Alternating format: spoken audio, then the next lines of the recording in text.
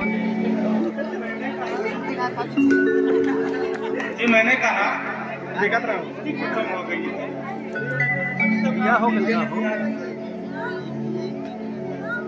सुन रहे हो कि नहीं?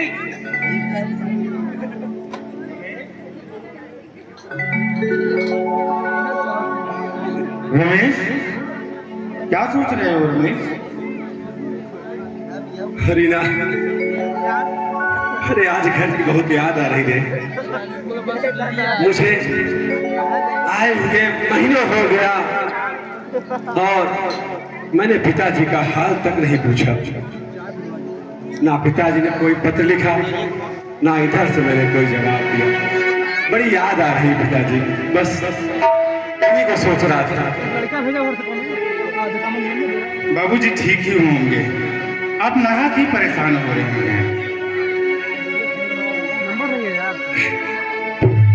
नहीं रीना नहीं, तू नहीं जानती रे।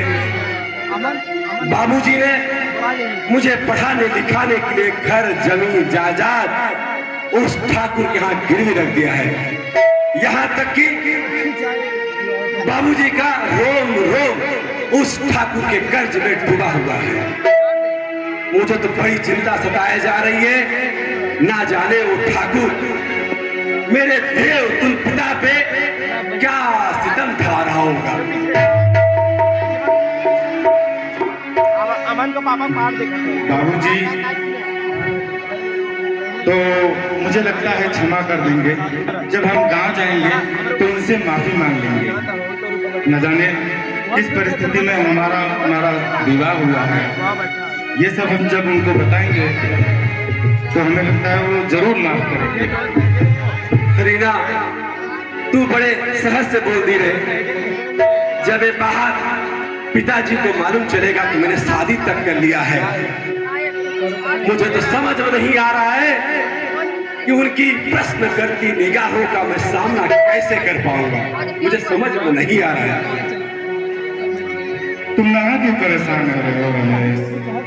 अब तो चल ही रहे हो, सारे गिले शिकवे नहीं।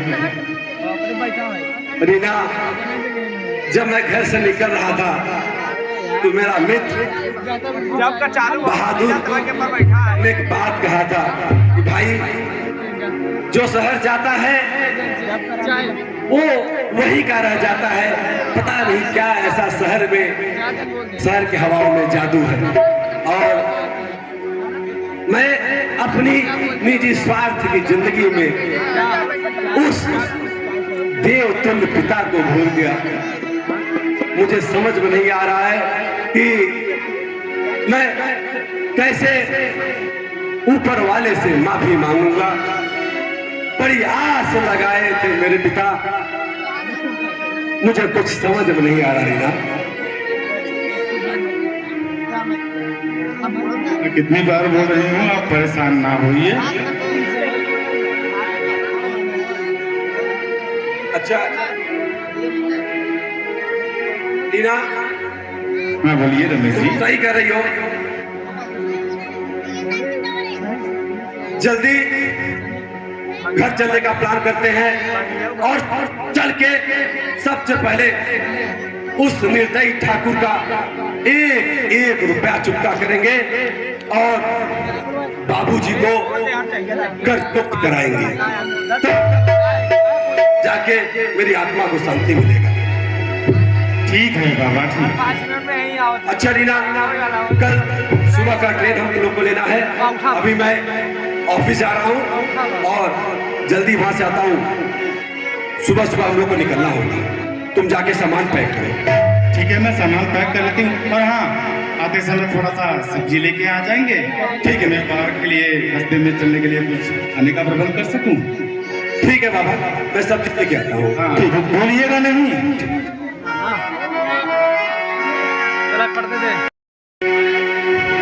किशोरी भाई, खाना खाइए।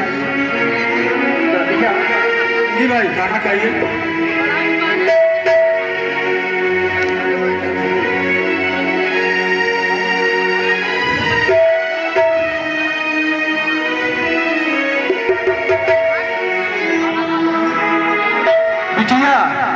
अंगी भाई को एक रोटी और दो।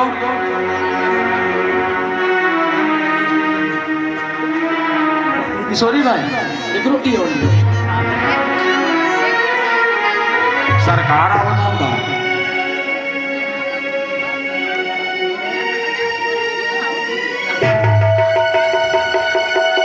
प्रणाम सरदार जी।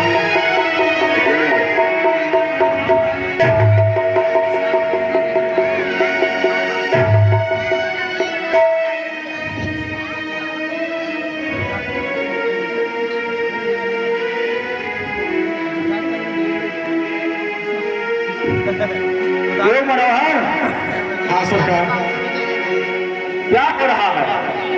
सरकार, खाने का वक्त हो गया और बाकी बचा हुआ काम खाने के बाद हम लोग फटाफट निपटा देंगे सरकार।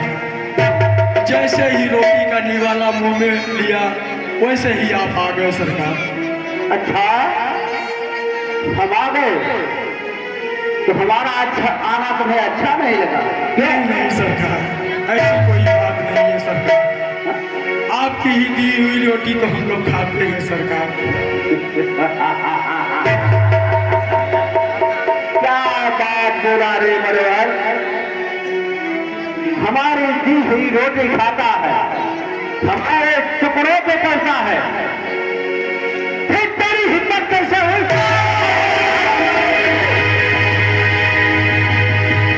हरामखोर, हमारे टुकड़ों पे पलने वाला कुत्ता हमारे बेटे को रोटी देने चला है। हमारे टुकड़ों पे पलने वाला एक कुत्ता लाला हमारे बेटे को खिला रहे हैं अपने बराबरी को दिखा के। क्षमा कर दे सरकार, क्षमा कर दे। अब ऐसा गलती न हो सरकार। कोई बात नहीं, आज हम तेरी रोटी की कीमत अवश्य चुकाएंगे। तेरी रोटी आज बहुत महंगी पड़ेगी मनोहर, बहुत महंगी पड़ेगी।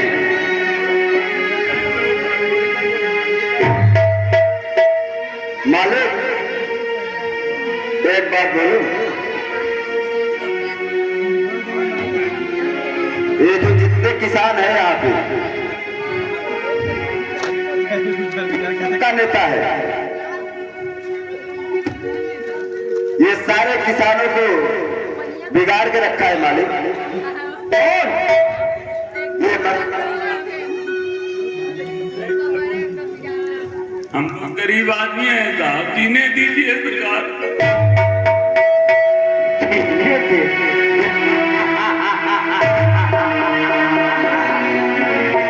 हराम खोरो, आज तुम लोगों ने ऐसा जन्म अपराध किया है जिसके लिए तुम लोगों ने अपने जीने का अधिकार खो दिया है। मंगीराम, लाला,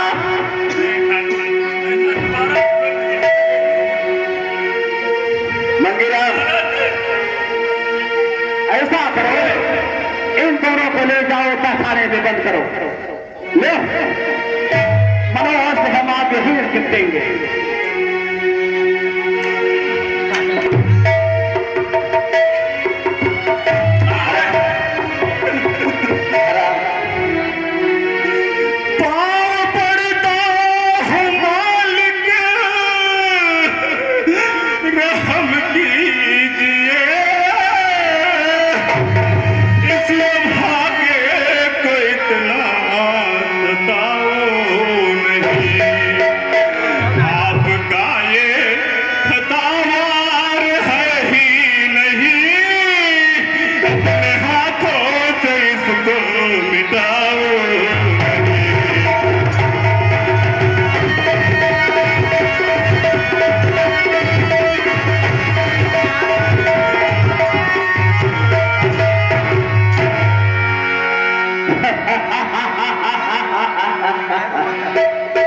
लाला जी मालिक, जरा किशोरी की अदा दे देखो।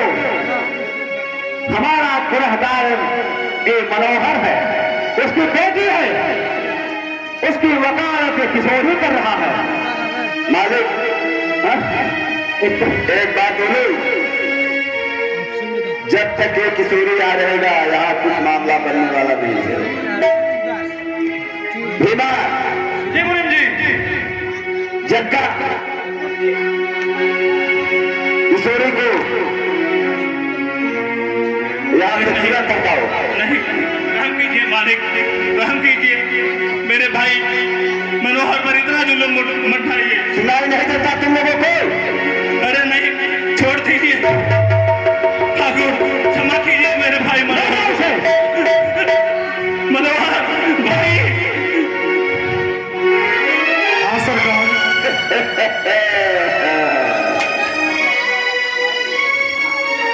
तेरा क्या होगा मालिक? ये किसानों का नेता है। जब खेत पे आओ तो खाना खाने का टाइम है, यही बोलता है मालिक।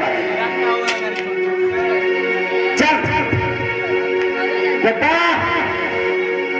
मनोहर को इतना मारो कि इसकी आत्मा तक तड़प उठे।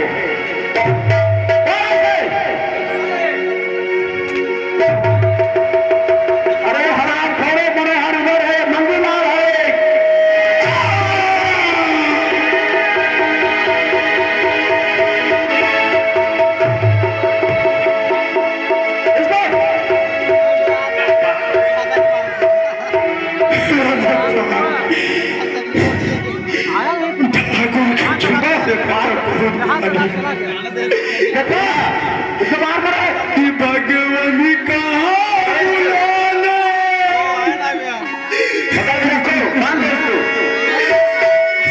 भगवानी कहाँ बुलाना? भगवानी कहाँ बुलाना?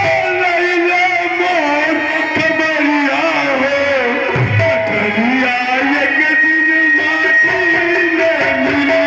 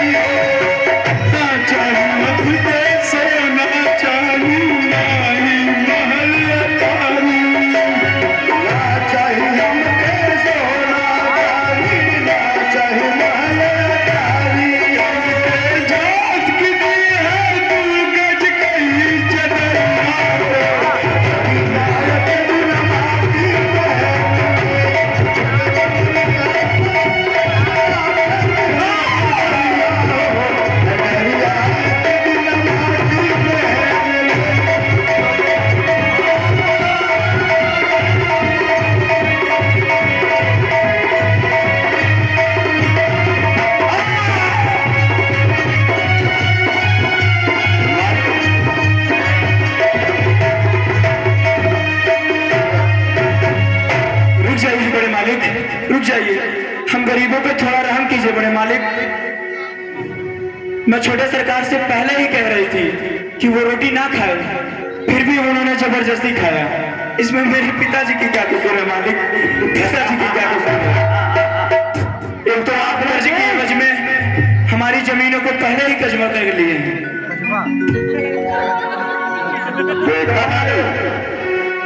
तुम्हारे हिम्मत की दाद देनी पड़ेगी लड़के। जिस विकराल सिंह के सामने आते ही बड़े बड़े शोरमाओं के कंठ सूख जाते हैं, जवान को लकवा मार जाती है, और तो हमारे बेटे को गलत ठहरा रही है, अपना बता रही है तो मान कर इस लड़के को देख रहे हैं बराबर में, इसके तेवर ठीक नहीं लग रहे मालिक।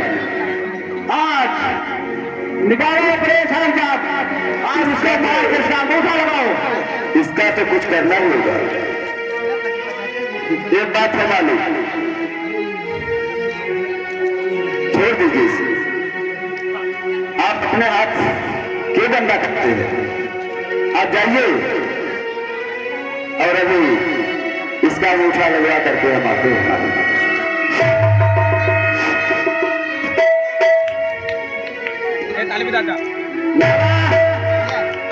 कितने से हमने काम करके आओ। जय भवानी, जय भवानी।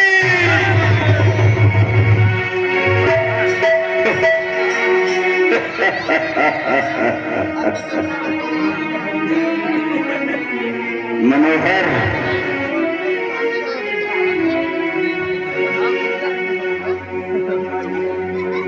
वो तुम लोगों को नहीं मालूम है समय क्यों कर रहे हैं।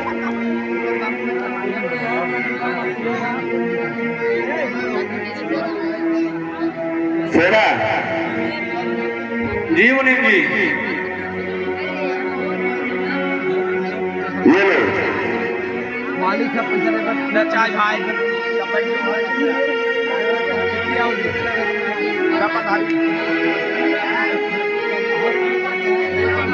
ये इसके नाम का फाइल है। पैसा दे बेटा ले लो।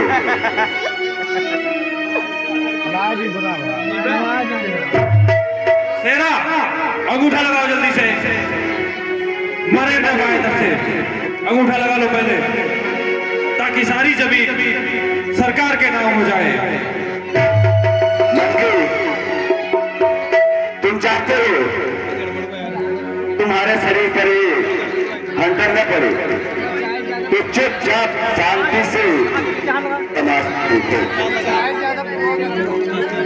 और यदि बीच में टांग लगाने की कोशिश की तो फिर अंजाम बहुत बुरा होगा, समझे?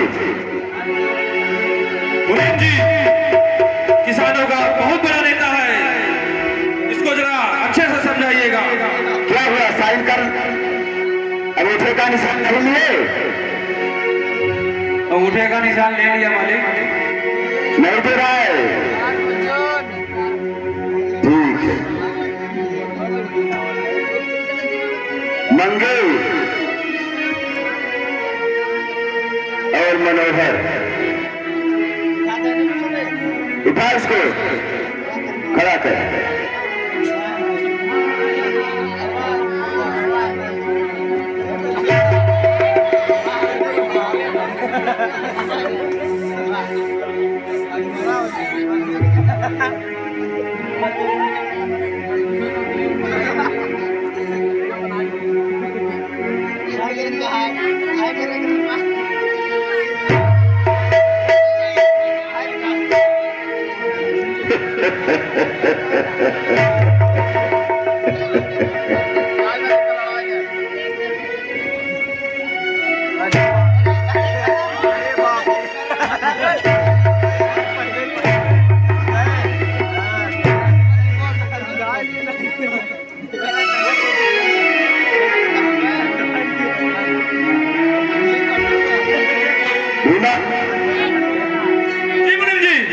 लगता है मर गया।